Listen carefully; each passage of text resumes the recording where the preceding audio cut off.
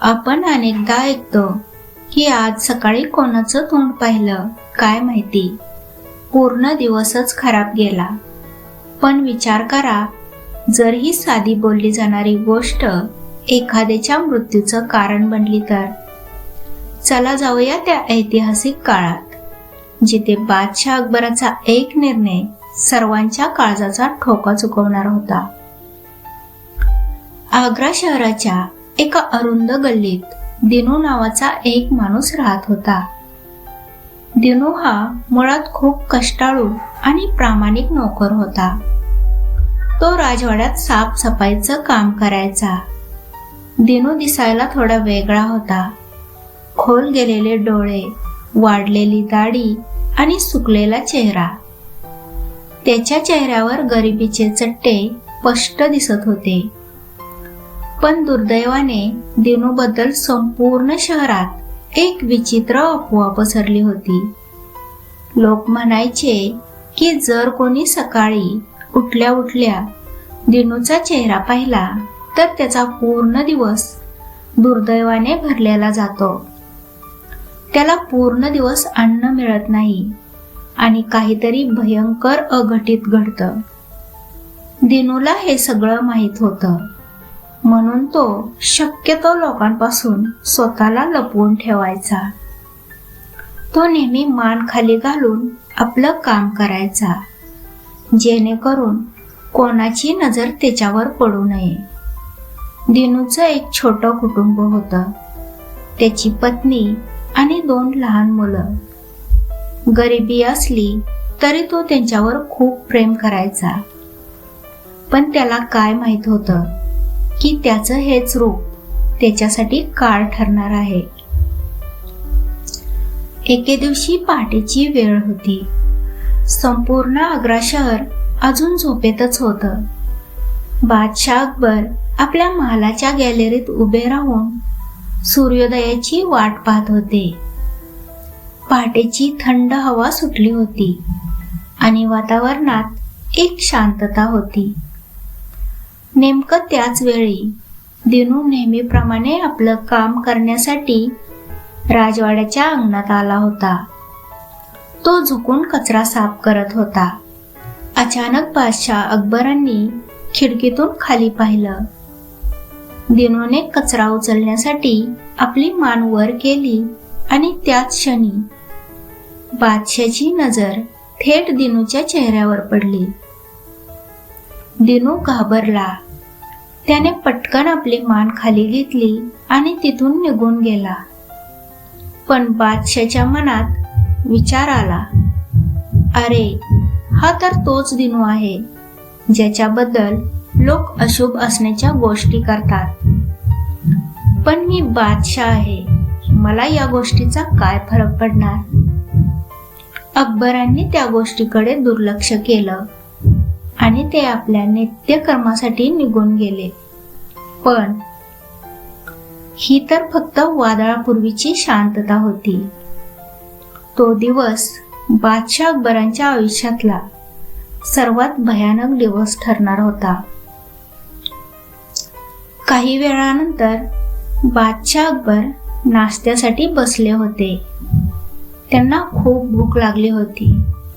त्यांच्या समोर सुग्रास जेवणाचं ताट आलं. जसा बादशाहने पहिला घास उचलला आणि तो तोंडात नेणार तेवढ्यात त्यांना जेवणाच्या ताटात एक मेलेली माशी दिसली. बादशाहचा चेहरा रागाने लाल झाला. त्यांनी तो घास तिथेच फेकला आणि रागाने ओरडले, हे काय आहे? बादशाहच्या अन्नात मेलेली माशी? कोणाचा पायगुण आहे हा? त्यांनी ते अन्न खाण्यास नकार दिला आणि ताट बाजूला सारलं. ते उपाशी पोटीच उठले. त्यांना वाटलं की हे केवळ एक अपघाती संकट आहे. पण संकटांची मालिका तर आत्ता सुरू झाली होती. नाश्ता न केल्यामुळे त्यांची चिडचिड वाढत होती आणि डोकंही दुखायला लागलं होतं. बादशाह अकबर उपाशी पोटीच दरबाराच्या दिशेने निघाले. त्यांना भूक लागली होती आणि रिकाम्या पोटामुळे त्यांचं डोकं भणभणत होतं. राजवाड्याच्या मोठ्या पायऱ्यावरून उतरताना बादशाचं लक्ष थोडं विचलित झालं. अचानक त्यांचा पाय पायरीवरून घसरला. बादशाह जोरात ओरडले. त्यांचा तोल गेला आणि ते पायऱ्यावरून खाली पडले. त्यांच्या उजव्या पायाला आणि गुडघ्याला जबरदस्त मार लागला. राजवाड्यात एकच खळबळ उडाली.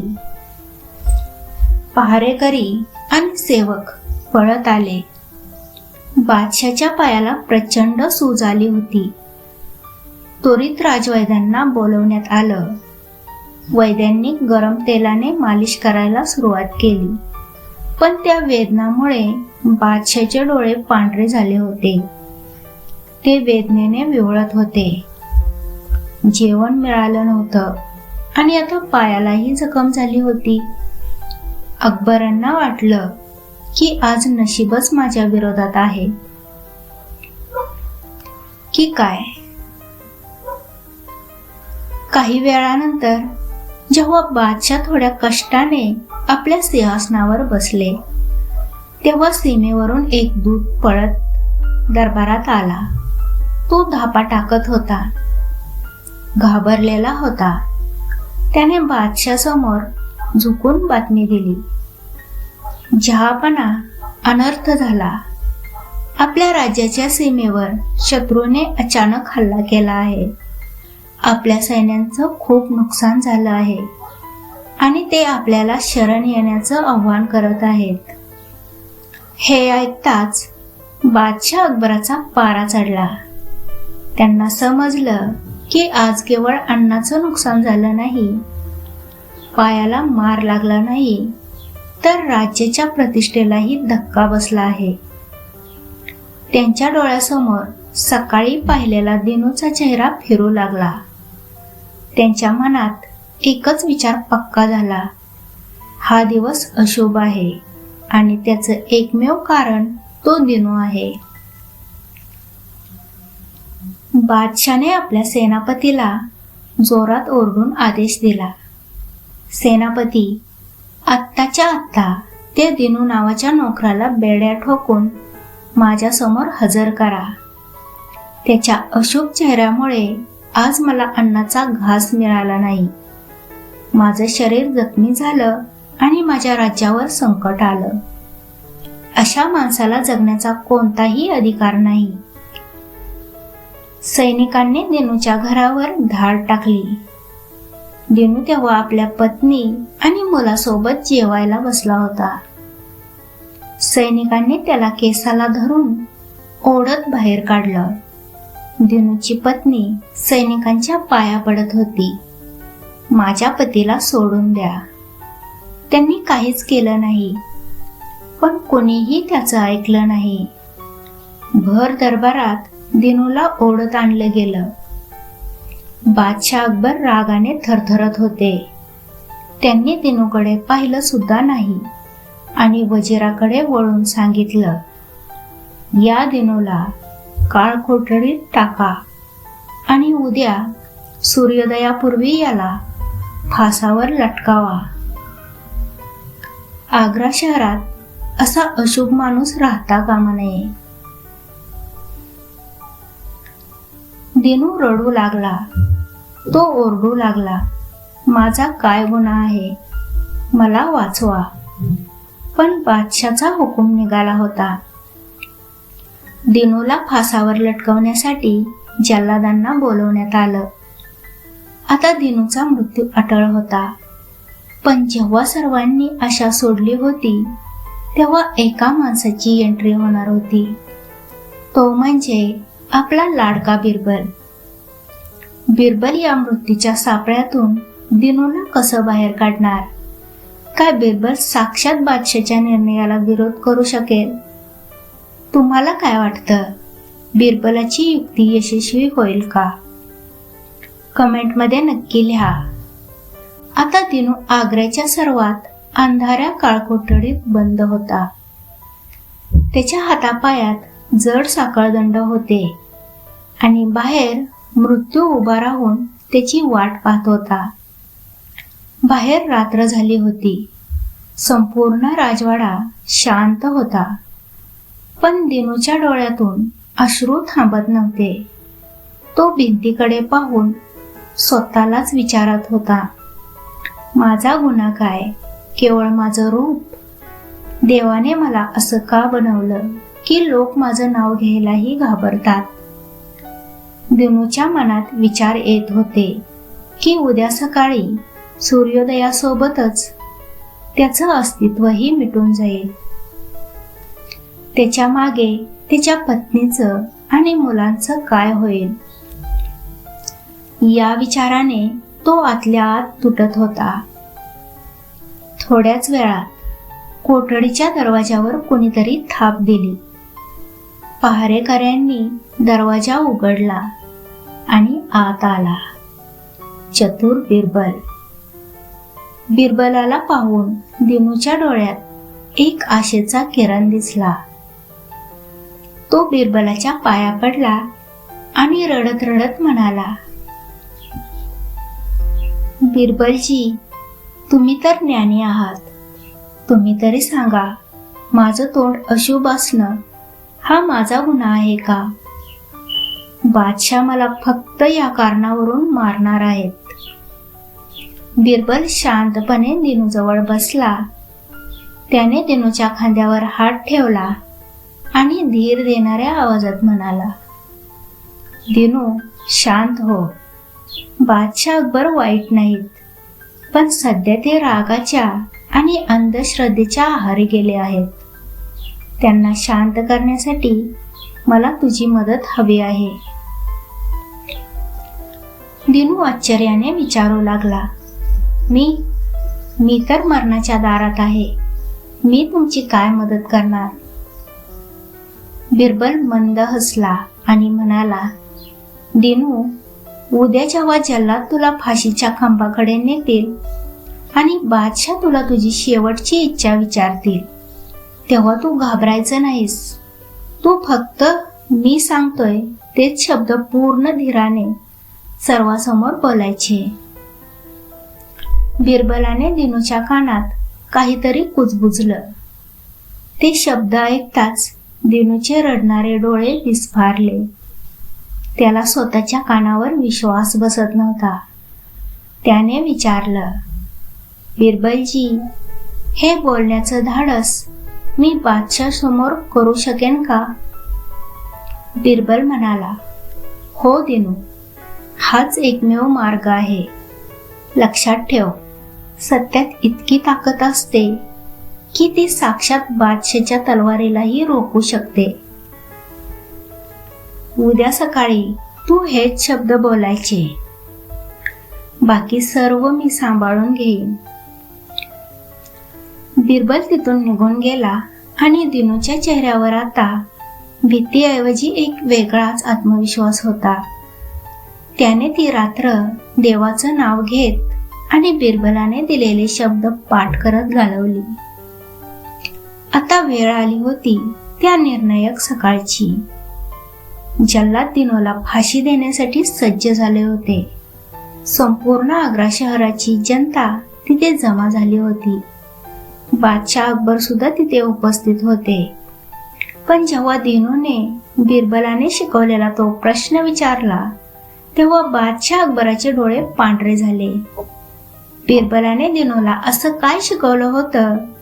काय दिनूचा जीव खरोखर वाचला असेल? चला पाहूया. आग्र्याच्या मुख्य चौकात फाशीचा खांब तयार होता. जल्लादाने काळा कापडी मुखवटा हातात घेतला होता. बादशाह अकबर आपल्या खास आसनावर बसले होते. त्यांच्या चेहऱ्यावर अजूनही तोच राग आणि अहंकार होता. दिनूला सैनिकांनी ओढत ओढत तिथे आणलं. दिनूचे पाय थरथरायला हवे होते, पण आज त्याच्या डोळ्यात एक वेगळीच चमक होती. बिरबलाचे शब्द त्याच्या मनात घुमत होते. समोर उभ्या असलेल्या हजारो लोकांच्या गर्दीत बिरबल शांतपणे एका कोपऱ्यात उभा राहून सर्व पाहत होता. बादशाह अकबरांनी हात उंचवला आणि इशारा केला. फाशीची प्रक्रिया सुरू होणार होती. परंपरेनुसार बादशाने दिनूला विचारलं, दिनू, तुझी शेवटची इच्छा काय आहे? आज तुझा हा अशुभ चेहरा या जगातून कायमचा मिटणार आहे. दिनूने एक दीर्घ श्वास घेतला, मान वर केली आणि खंबीर आवाजात विचारलं, जहापना, मरण्यापूर्वी मला फक्त एका प्रश्नाचं उत्तर हवं आहे. काल सकाळी तुम्ही माझं तोंड पाहिलं आणि तुमचा दिवस खराब गेला.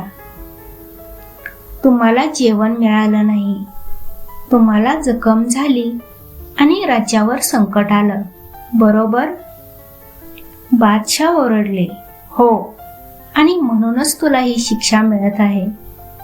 दिनूने आता गर्दीकडे पाहिलं आणि मग बादशाहच्या डोळ्यात पाहून विचारलं, पण जहापना, तुम्ही माझं तोंड पाहिलं म्हणून तुमचं जेवण हुकलं, पण मी काल सकाळी तुमचं तोंड पाहिलं आणि मला चक्क फाशीची शिक्षा मिळाली. आता तुम्हीच सांगा, सर्वात जास्त अशुभ चेहरा कोणाचा, माझा की तुमचा? ज्याचा चेहरा पाहिल्यामुळे एका निष्पाप माणसाचा बळी जाणार आहे. दिनूचे हे शब्द ऐकताच जणू काळ थांबला.